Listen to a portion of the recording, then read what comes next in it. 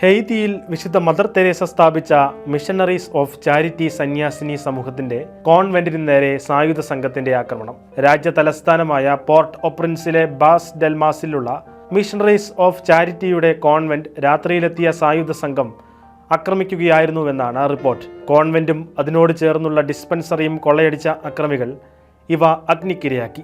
October അവസാന വാരത്തിൽ നടന്ന ആക്രമണം സിസ്റ്റർ പേസി കമിലിയൻ, മിഷണറി വൈദികനായ ഫാദർ സിപ്രിയാൻ എന്നിവരിലൂടെയാണ് പുറംലോകം അറിഞ്ഞത്.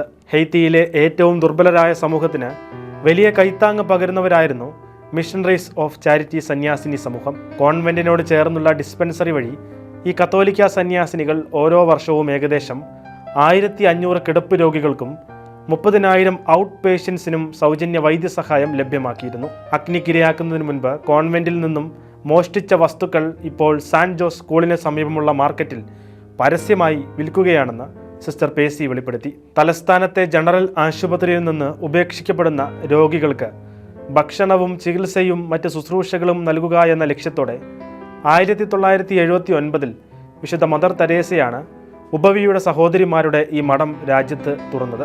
അരാജകത്വവും ക്രിമിനൽ സംഘങ്ങളുടെ തുടർച്ചയായ ആക്രമണങ്ങളെയും തുടർന്ന് കനത്ത അരക്ഷിതാവസ്ഥ നേരിടുന്ന രാജ്യമാണ് ഹെയ്ത്തി.